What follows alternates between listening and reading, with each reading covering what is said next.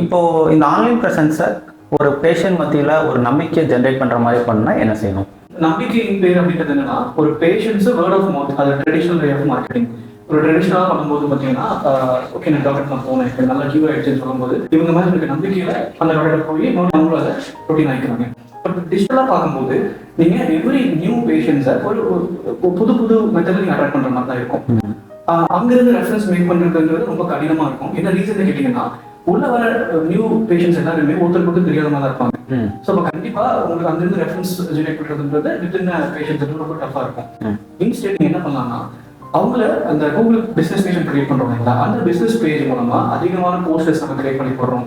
Facebook page, Instagram page create பண்ணிட்டு இன்ஸ்டாகிராமில் ஒரு பேஷண்ட்ஸ் மீட் பண்ணதுக்கப்புறம், அவங்க கியூர் ஆனதுக்கப்புறம் என்ன நடந்துச்சு, என்ன ஜேர்னி ஆச்சு, என்ன மாதிரி கன்சல்டேஷன் டாக்டர் கொடுத்தாரு அப்படின்றத ஒரு ரீல் மாதிரியோ இல்லை ஒரு வீடியோ மாதிரியோ பண்ணி போடும்போது அது இன்னும் எஃபெக்டிவ்.